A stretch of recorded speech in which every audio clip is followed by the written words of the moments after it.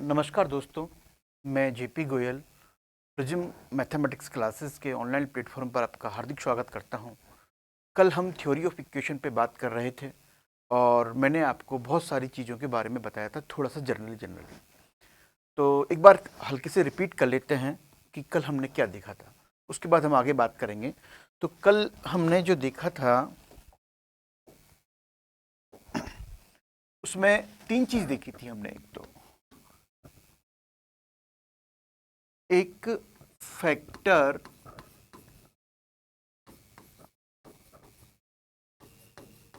Theorem देखी थी, दूसरा इसके आगे दो रिजल्ट्स और देखे थे कि कोई भी द्विघात समीकरण या कोई भी n घात की समीकरण है और उसका मूल एक मूल कैसा है,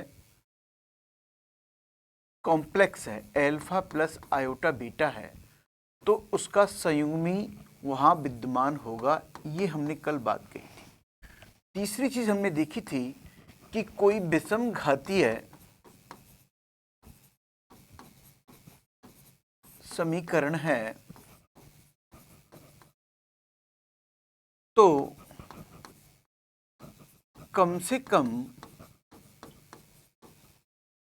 एक मूल वास्तविक होगा।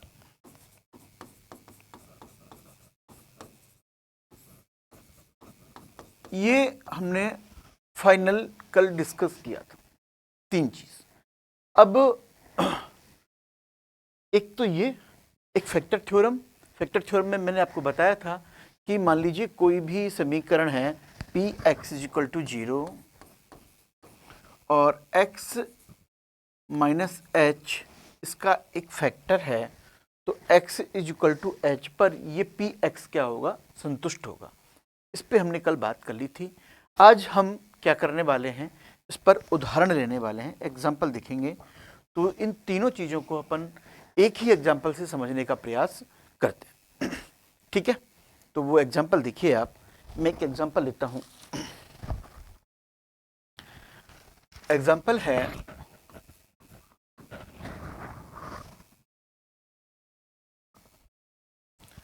समीकरण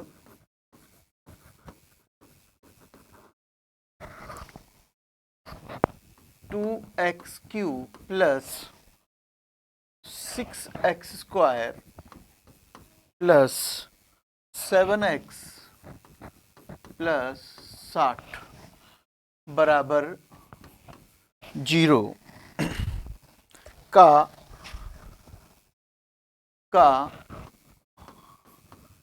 एक मूल x इज इक्वल टू -4 है, तो शेष मूल याद करो, मूल होंगे।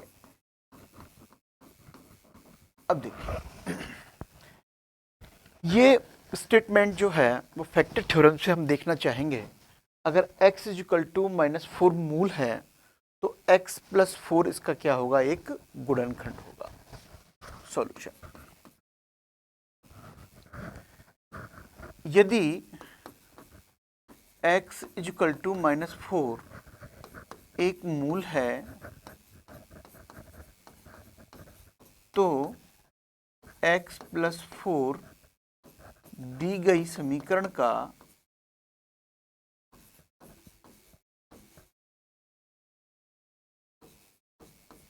एक मूल होगा। ठीक है, क्या कहा था फैक्टर में, बताइए। फैक्टर थ्योरम में यही तो कहा था कि x माइनस एच किसी भी समीकरण का एक फैक्टर है तो x is equal to h उसको संतुष्ट करेगा, और इसका विलोम भी सत्य है, यानी x is equal to h उसका एक मूल है तो x माइनस एच उसका एक फैक्टर होगा। ठीक है ना। तो अब देखिए, अब तो x प्लस 4 इसका एक फैक्टर हो जाएगा, तो x5 प्लस, इसको ये समीकरण को अपन लिख पाएंगे, इट एम्प्लाइज x प्लस 4, इसको डिवाइड करके देख सकते हो आप चाहो तो, है ना। तो डिवाइड करें हम इसको, तो डिवाइड करने पर आपको मिलेगा 2x² प्लस एक बार डिवाइड कर लेते हैं ना।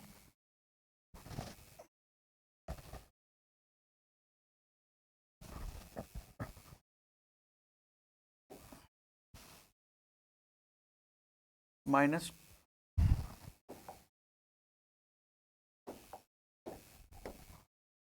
ये डिवाइड करने पर आपको मिलेगा -2x + 15 = 0। क्लियर?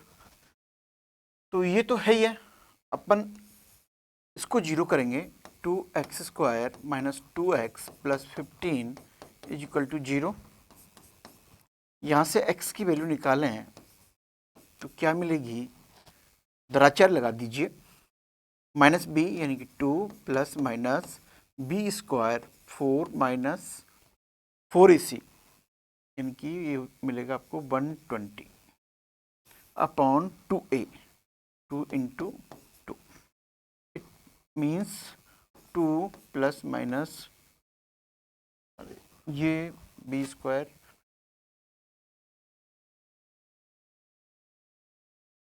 -116 अपॉन 4। इसको लिखेंगे अपन, यहाँ से 4 बाहर आ जाएगा तो 1 ± आयोटा √29 अपॉन 2। ये हो गई x की वैल्यू। अब आप देखिए, जो कल 3 स्टेटमेंट दिए थे वो तीनों के तीनों हम एक ही प्रॉब्लम से उसको समझ पा रहे हैं। एक एग्जांपल में मैंने आपको तीनों समझा दिए। पहला, x = h अगर किसी भी समीकरण का एक मूल है तो x - h उसका एक फैक्टर होगा। क्लियर? x = -4 हमने एक समीकरण ले लिया और ये जो समीकरण है वो किसका, x = -4 एक मूल है तो x + 4 क्या हो गया, इसका एक समीकरण हो गया, सॉरी एक फैक्टर हो गया। दूसरा, इसको जब हमने डिवाइड कर दिया, जो फैक्टर है तो इसको पूर्णतः विभाजित करेगा और पूर्णतः विभाजित करेगा तो ये विभाजन आया इसका। आप इसको सॉल्व कर सकते हो आसानी, है ना, बड़ा मैटर नहीं है इसको। फिर a × b = 0 है तो a = 0, b = 0 होगा, या तो a या b, यही तो है ही है। तो 2x² - 2x + 15 = 0 आ गया और x = हमारे पास ये वैल्यू निकल कर आ गई। अब यहाँ देखिए 1 + आयोटा √29 अपॉन 2, 1 - आयोटा 29 अपॉन 2, यानी कि दूसरे जो मैंने आपको बताया था कि किसी भी समीकरण में अगर एक मूल कैसा है, कॉम्प्लेक्स है, तो वो निश्चित रूप से संयुग्मी के साथ होता है। यानी कि अकेला alpha plus iota beta exist नहीं करेगा, साथ में अल्फा माइनस आयोटा बीटा भी एग्जिस्ट करेगा। तो अल्फा प्लस आयोटा बीटा और अल्फा माइनस आयोटा बीटा, यानी कि हमेशा ये आप ध्यान रख लीजिए, किसी भी समीकरण में, कितनी भी घात की समीकरण है, किसी भी समीकरण में निश्चित रूप से अगर उसका एक मूल कैसा है, कॉम्प्लेक्स है, तो वो मूल अपने संयुग्मी के साथ होता है। किसके साथ होता है? अपने संयुग्मी के साथ होता है। ऐसा कभी नहीं मिलेगा कि अल्फा प्लस आयोटा बीटा हो और अल्फा माइनस आयोटा बीटा वहां एग्जिस्ट नहीं करे। ये दोनों साथ एग्जिस्ट करेंगे, संयुग्मी साथ एग्जिस्ट करेगा। ये मैंने आपको दिखा दिया। तीसरी चीज क्या थी? देखिए, मैंने बताया था कि कोई भी विषम घातीय समीकरण है। क्या बताया था? बताइए। कोई भी विषम घातीय समीकरण है और उस विषम घातीय समीकरण में कम से कम एक मूल कैसा होता है? वास्तविक होता है। कम से कम एक मूल। कितने घात की समीकरण है बताइए? 3 घात की समीकरण है? ये जो 3 घात की समीकरण है,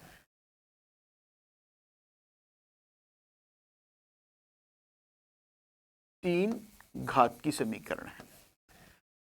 एक मूल कैसा हो गया? वास्तविक। क्योंकि 2 मूल कैसे हो गए? काल्पनिक। हो गए कि नहीं हो गए? 2 मूल काल्पनिक हैं। इसके x की वैल्यू 2 निकाल के दिखा दी हमने आपको। 2 मूल काल्पनिक हैं। तीनों मूल काल्पनिक हो ही नहीं सकते। क्यों?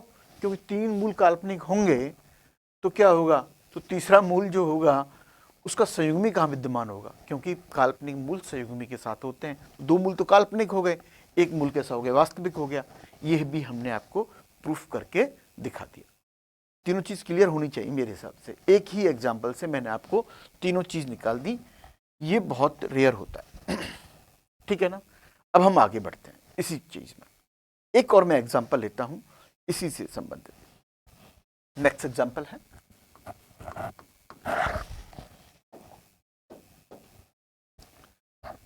यदि समीकरण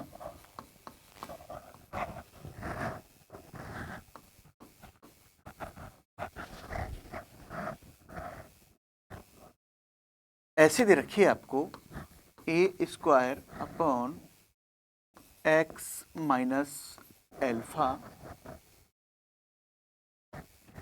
एक्स स्क्वायर माइनस एल्फा, नहीं, दूसरा एग्जाम्पल लेते हैं।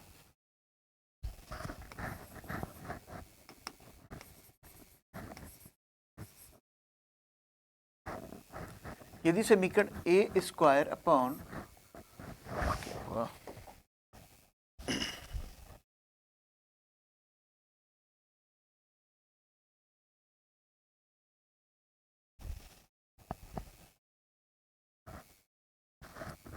ए square upon x minus a, b square upon x minus b, c square upon x minus c, so on k square upon x minus k equal to x plus l है। ये कोई समीकरण दे रखी है और इस टाइप के सवाल आपके एग्जाम में पूछे जाएंगे। आरपीएससी ऐसे ही सवाल उठाता है, बिल्कुल ऐसे ही। A square upon x minus a, b square upon x minus b, c square upon x minus c equal so on k square upon x minus k equal to x plus l. ये आपको दे रखा है। अब हमें क्या find out करना है, सुनिए बात। जहां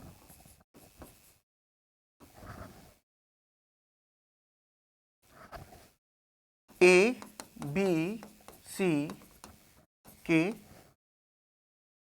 और small a b c small k और ये एल कैसे हैं, वास्तविक हैं। तो अब ऑप्शन देखिए, तो उक्त समीकरण के लिए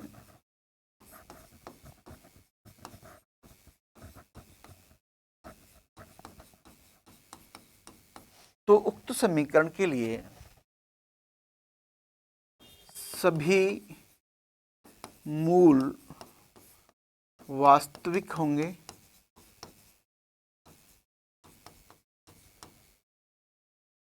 दो ऑप्शन है इसका, सभी मूल काल्पनिक होंगे,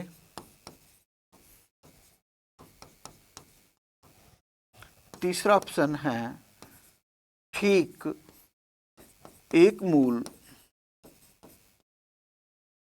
वास्तविक होगा,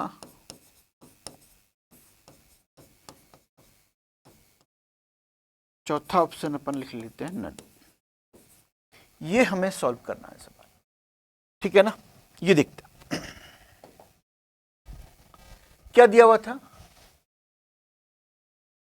समीकरण में, ए स्क्वायर, तो मान के चलते हैं, सॉल्यूशन लेके चले, माना उक्त समीकरण में समीकरण का एक मूल एल्फा प्लस आयोटा बीटा है। कैसा है, एल्फा प्लस आयोटा बीटा है। तो दूसरा मूल कौन सा होगा,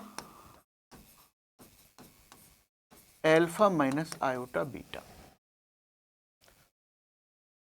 पुनः समीकरण से ये इसमें रख दीजिए आप, a square upon alpha plus iota beta minus a, b square upon alpha plus iota beta minus b plus c square upon alpha plus iota beta minus c so on k square alpha plus iota beta minus k is equal to alpha plus iota beta plus l. इसको हमने कह दिया समीकरण 1। इसी प्रकार alpha minus iota beta संतुष्ट कराते हैं alpha minus iota beta minus a beta square alpha minus iota beta minus b plus c square alpha minus iota beta minus c k square alpha minus iota beta minus k alpha minus iota beta और plus l, ये हो जाएगा समीकरण 2। ठीक है ना। अब आप क्या करेंगे, समीकरण 2 में से समीकरण 1 घटा देंगे।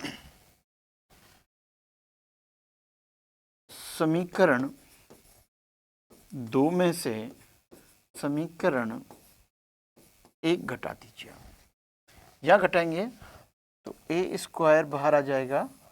यहां देखिए आपको क्या मिलेगा, 1 upon alpha minus iota beta minus a minus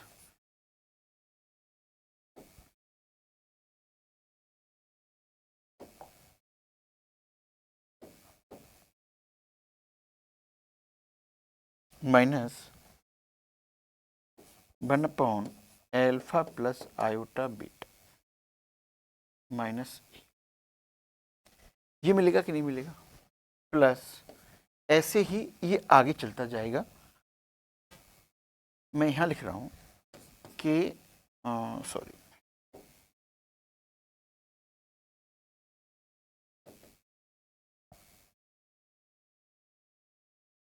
1 upon alpha minus iota beta minus k minus 1 upon alpha plus iota beta minus k बराबर, ये आपस में हट जाएंगे। यहाँ पे ये देखिए तो क्या बचेगा, इसमें से इसको घटाएंगे तो -2 आयोटा बीटा बचेगा बस। अब प्रत्येक इसको सॉल्व करें, अपन इन दोनों को सॉल्व करें तो आपको क्या मिलेगा वो देखो। हमने क्या लिखा है वो देखें आप।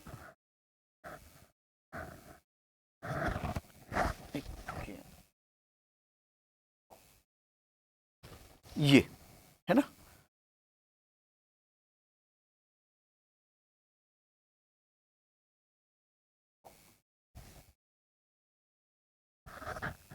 तो आपको मिलेगा a square 1 upon alpha minus iota beta minus a 1 upon alpha plus iota beta minus a. इसको सॉल्व करते हैं एक बार, है ना। तो ऐसे ही यहाँ पे b square 1 upon alpha minus iota beta minus b minus 1 upon alpha plus iota beta minus b, ये मिलेगा -2 आयोटा बीटा। ठीक है, इनको आपस में देखो, a square alpha plus iota beta minus a minus alpha plus iota beta plus a upon alpha, इनका आपस में मल्टीप्लाई करोगे तो कर लेंगे बी माइनस ए और एल्फा, देखो ये हो जाएगा मल्टीप्लाई आसान,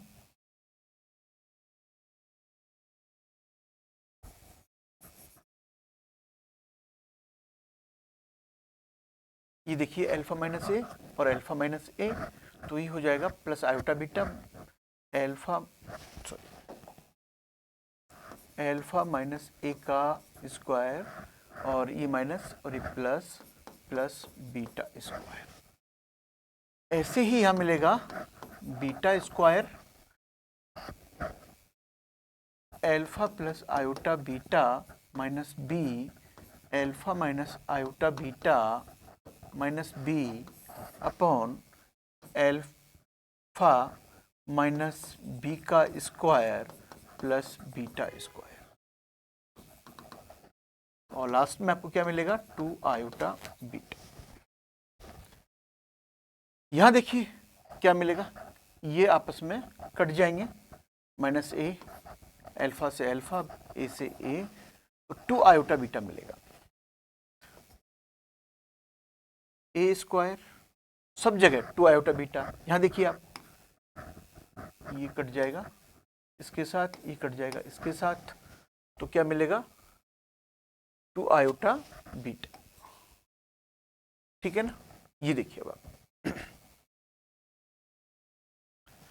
तो मैं इसको लिख रहा हूं ऐसे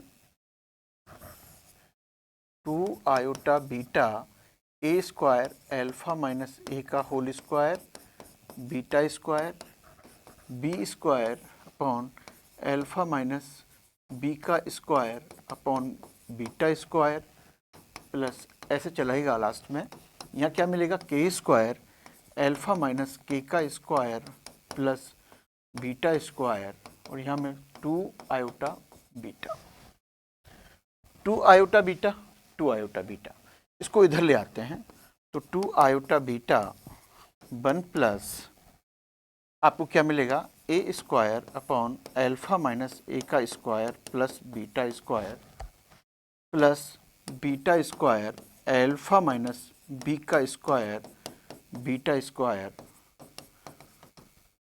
के स्क्वायर एल्फा माइनस के का स्क्वायर अपॉन बीटा स्क्वायर बराबर 0। ये इसको इधर ले आया मैं, है ना, इसको इधर लेके आया और इसको इधर लेके आया, तो ये प्लस का हो जाएगा, 2 आयोटा बीटा कॉमन ले लिया, 1 प्लस ये आ गया। अब आप देखिए ये क्या है, एक धनात्मक राशि है, ये कभी भी 0 नहीं होगी, नेवर शून्य, है ना, ये कभी भी 0 नहीं होगी, तो 0 किसको होना पड़ेगा, इसको होना पड़ेगा, तो 2 आयोटा बीटा बराबर 0, it means beta is equal to 0, it means जब बीटा है ही नहीं तो एल्फा प्लस आयोटा बीटा में मूल क्या रह जाएगा, एल्फा रह जाएगा, और जब मूल एल्फा रह जाएगा तो सभी मूल इसके कैसे होंगे, वास्तविक होंगे, क्योंकि इसका काल्पनिक भाग क्या हो जाएगा, 0 हो जाएगा।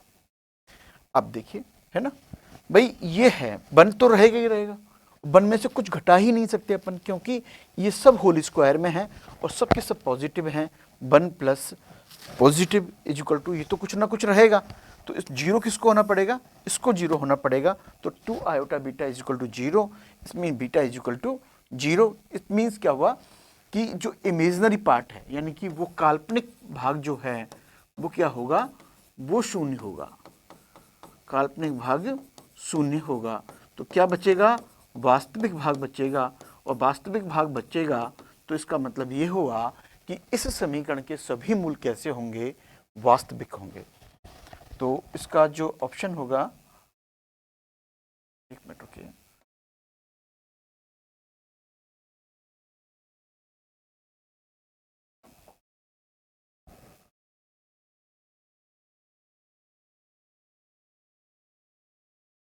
सभी मूल वास्तविक होंगे, पहला विकल्प इसका सही होगा।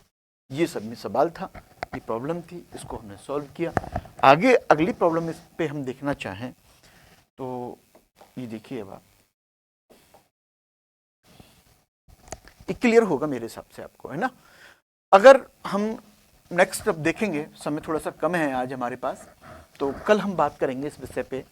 अभी मैंने आपको बताया कि जो हमने पिछले टर्म पे प्रॉब्लम ली थी, उन प्रॉब्लम में जो सिद्धांत मैंने आपको बताए थे उससे रिलेटेड मैंने आपको 2 सवाल कराए हैं आज। दोनों सवाल बहुत महत्वपूर्ण हैं।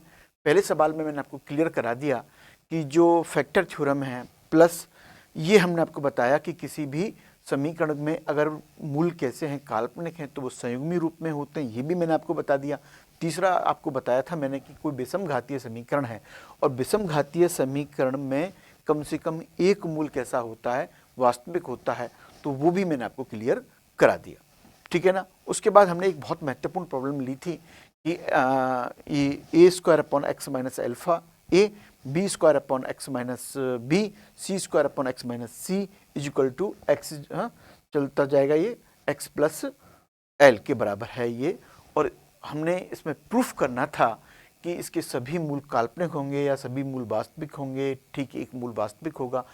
तो इसको मैंने अभी सॉल्व किया, हमने मान लिया, लेके चले थे हम कि मान लेते हैं इसका एक मूल कैसा है, काल्पनिक है, अल्फा प्लस आयोटा बीटा लेके चले थे और इसको हमने सॉल्व किया आपके सामने। तो मेरे हिसाब से आपको चीज़ें समझ में आ गई होंगी। आगे हम इसमें लेके चलेंगे, अगली क्लास में आपको डिस्कस करूंगा मैं कि कोई भी n घात की जो समीकरण है उसके मूल और उसके गुणांकों में क्या संबंध होता है।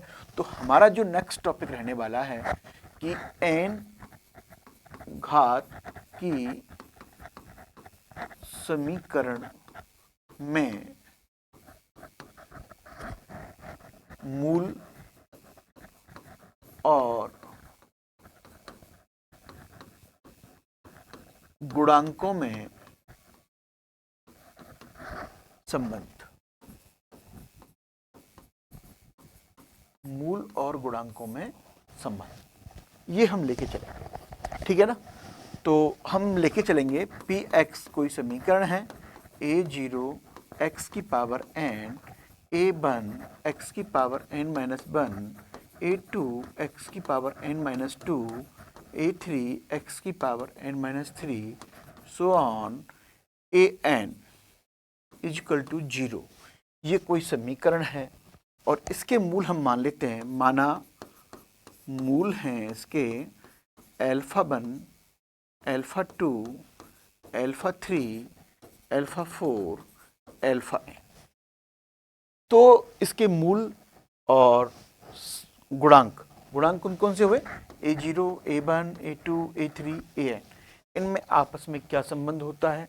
मैं आपको एक बहुत इंपॉर्टेंट ट्रिक या एक रिजल्ट आपको मैं बताऊंगा कि आपको कभी दिक्कत नहीं आएगी। देखिए एक्चुअली ये तो एक जनरल चीज है ना, लेकिन एग्जाम में द्विघात समीकरण और 3 घात के समीकरण से संबंधित सवाल पूछे जाते हैं। फिर हम वहाँ कंफ्यूज हो जाते हैं कि alpha plus beta plus gamma क्या होगा। अल्फा अगर मान लो 4 घात की समीकरण है तो कब कब क्या क्या चीज़ें हम याद रखेंगे, है ना। गणित में याद रखने को तो बहुत सारी चीज़ें हैं, तो इन छोटी छोटी चीज़ों को हम याद रखेंगे तो फिर बड़ी चीज़ों के लिए जगह ही नहीं बचेगी हमारे दिमाग में, है ना।